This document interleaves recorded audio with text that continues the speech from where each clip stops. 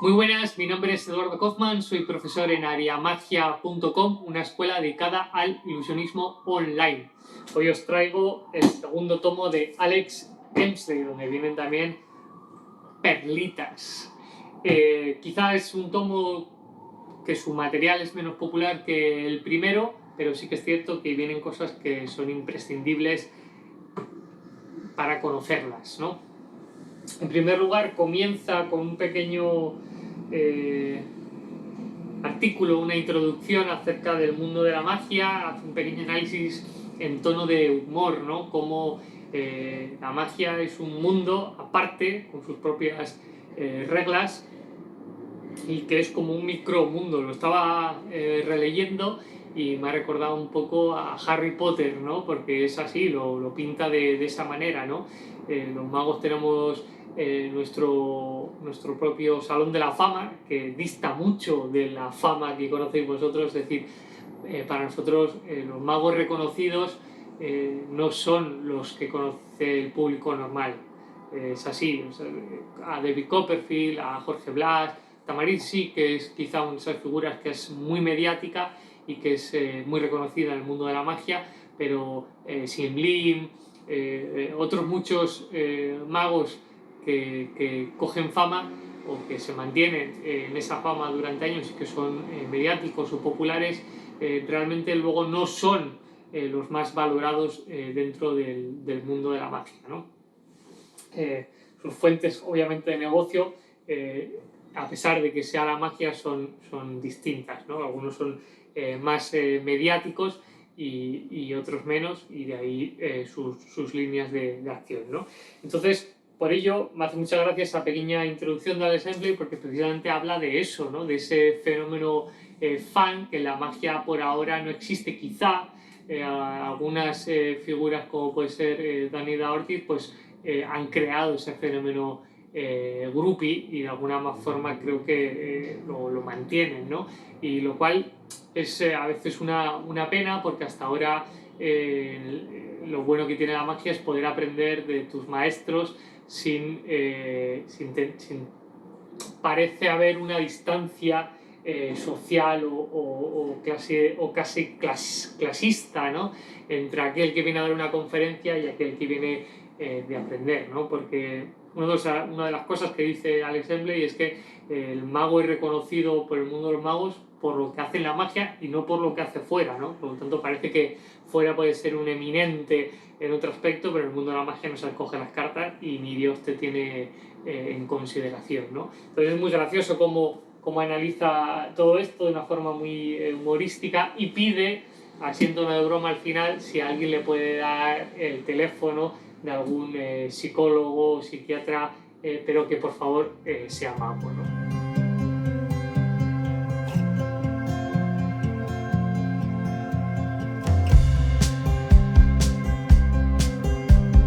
Bueno, en este tomo casi todo lo que vais a encontrar es cartomagia. Vienen algunas florituras con cartas de estas que hacen los manipuladores, que cogen 4 cartas y las abren en abanico con los 4 dedos. Lo mismo en la roseta, pero con monedas, ¿no? Que son florituras que han sido bastante populares y que lo siguen siendo. Después viene un capítulo bastante extenso dedicado a la mezcla Faro, a esos estudios que hay de la mezcla Faro, que son maravillosos. Aparte que, os repito, Alex Hemsley fue un matemático, un físico, por lo tanto esa parte analítica que hay detrás de la mezcla Faro, ¿no? Con todas las potencialidades que tiene la mezcla, pues Hemsley estudió varias de ellas, el principio de Penélope, en fin. Muchos juegos también basados en la mezcla Faro.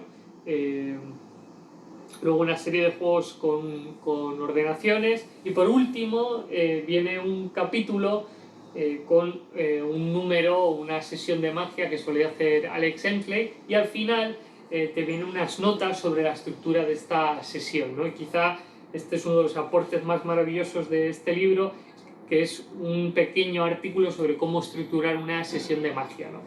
Hay magos que se decantan por hacer un efecto flash y comenzar cogiendo cogiendo la atención del público, y otros que prefieren una presentación, algo quizá un poquito más distendido para bueno, ganarse al público, ganarse su atención y de alguna forma que el público empatice con ellos mismos, ¿no?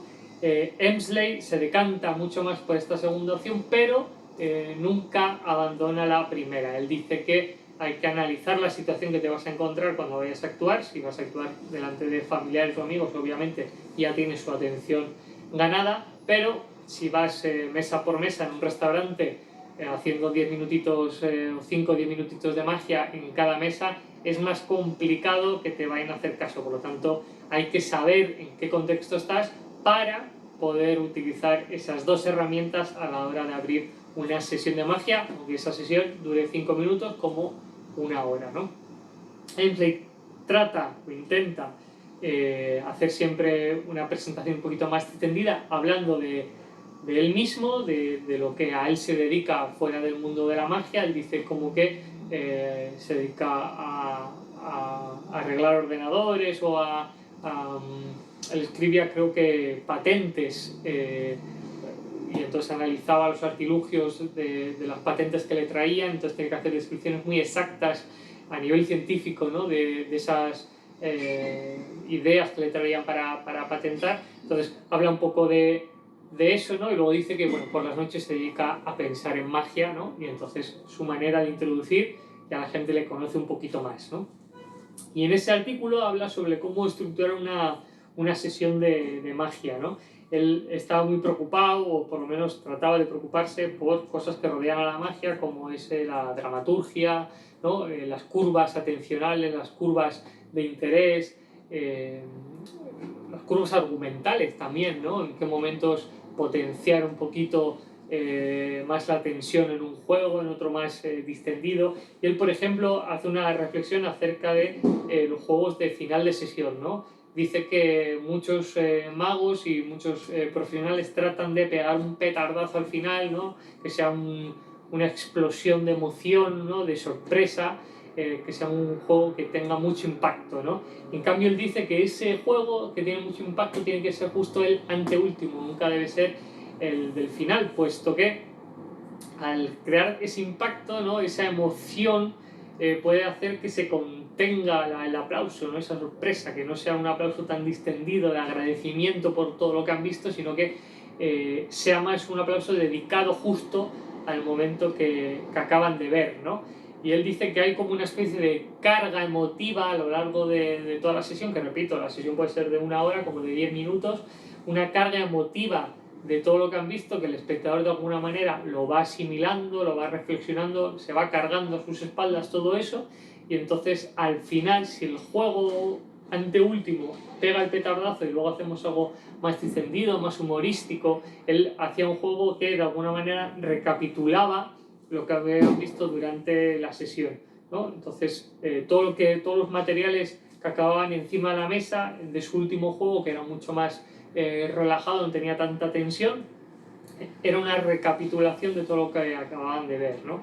Entonces Emsley hablaba de que en ese efecto, si es mucho más distendido, el público aplaude en agradecimiento, no aplaude por la hostia de sorpresa o de tensión que acaban de recibir por el efecto, sino que es una forma de agradecer al ejecutante todo lo que les ha dado durante toda esa sesión, ¿no? Por lo tanto, bueno, es algo a reflexionar para que tengáis en cuenta a la hora de estructurar la sesión de magia, ¿no?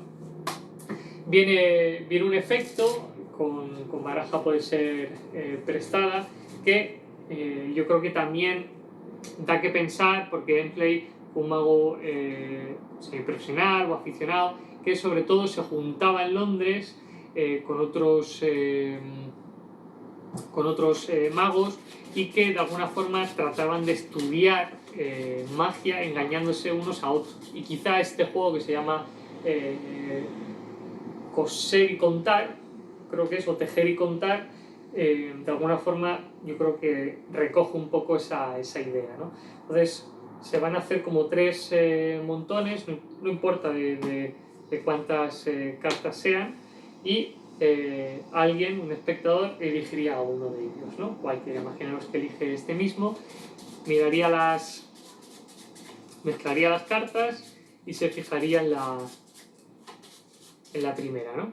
Supongamos que es esta, yo la puedo ver, 3 de corazones, la dejaría ahí, mezclaría estas también, ¿sí? Y recompondría los montones, por ejemplo así, y este otro mezclaría y lo echaría ahí encima. A su vez esta baraja, pues bueno, puede ser mezclada también por parte del mago, no importa por dónde queden las cartas, ¿no? Y una vez mezclada, la tarea es tratar de encontrar la carta, ¿no? Muchas veces es el propio mago el que lo tiene que hacer. En este caso va a ser el propio espectador, ¿no? Por lo tanto, voy a mezclar una vez más las cartas de esta manera. Ahí está. Perfecto. Y mezclo un poquito. Y lo mismo, voy a repartir así 3 montones, no importa de dónde ni cuándo, ni por qué, pero el espectador tocaría uno de ellos, ¿no? Imaginaos que toca el del centro, estos dos no valdrían y tan solo habría que pasar así la mano para que el espectador él mismo haya encontrado su carta, que era justamente el 3 de corazones, ¿no? Ahí está. Es un juego muy simple, quizá más que un juego, es una idea de control de carta de una manera muy clara, basado en el principio que te ofrece la Faro, no está basado en la Faro, sino en un principio que te ofrece la Faro, una especie de herramienta que te permite conocer cierta información. Y bueno, Alex & Blake te propone este efecto en el cual el propio espectador puede encontrar su carta. ¿Cómo acaba? Puede ser de maneras distintas. Yo he elegido esta opción, puesto que como no tengo espectador, decido la opción más limpia, más clara. Podría ser un poquito más enrevesada, pero te analiza todas las posibilidades que tiene este juego. Así que bueno, esta es una de las ideas de otras muchas que viene en este tomo para estudiar lo que es la Faro y otros muchos efectos de Alex & Blake. Así que nada, te animo a que lo estudies, lo leas y sobre todo te centres en la parte teórica, porque parece que Emsley es solo conocido por la cuenta fantasma, que luego se llamó la cuenta Emsley, pero también tiene mucho que decir y mucho que aportar a nivel teórico y que seguramente te vaya a servir para construir tus propias sesiones de magia. Así que nada, una obra más que recomendada, Alex & Blake.